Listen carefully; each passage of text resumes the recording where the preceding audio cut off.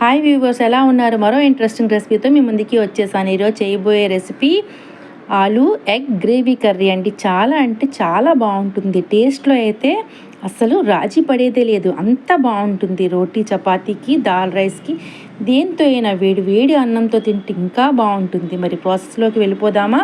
ఇదిగోండి, 5 టమాటాలు తీసుకొని ఈ విధంగా ఫైన్ పేస్ట్ని ఇలా తయారు చేసుకున్నాను. తర్వాత గుడ్లు, దుంపలు బాగా ఉడికించుకొని పక్కన పెట్టుకున్నాను చల్లారటానికి. తర్వాత ఈలోగా మసాలా రెడీ చేసుకుందామా. జీలకర్ర, సోంఫ్, మిరియాలు, లవంగా మొగ్గ, దాల్చిన చెక్క, మరాఠీ మొగ్గ, బిర్యానీ పువ్వు, యాలుక్కాయలు, అల్లం వెల్లుల్లి, ఉల్లిపాయలు వేసి మెత్తని పేస్ట్ని రెడీ చేసుకోవాలి. గుడ్లు ఉడికే కదండి, అవి ఇలా పీల్ ఆఫ్ చేసి ఘాట్లు పెట్టుకొని పసుపు జల్లి పక్కన పెట్టుకున్నాను. ఫ్రై చేసుకోవడానికి ఇప్పుడు సిద్ధంగా ఉన్నాయి. ఇప్పుడు స్టవ్ వెలిగించి ఆయిల్ బాగా హీట్ అయ్యాక ఈ ఎగ్స్ని ఇందులో ఇలా ఫ్రై చేసుకోవాలి. పసుపు కొద్దిగా వేస్తే ఎగ్స్ అనేవి అతుక్కోకుండా ఉంటాయండి.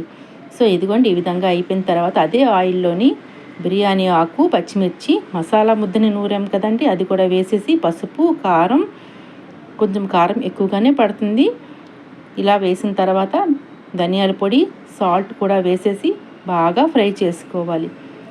ఈ మసాలా ఎంత బాగా ఫ్రై అయితే కర్రీ అనేది అంత టేస్టీగా ఉంటుంది.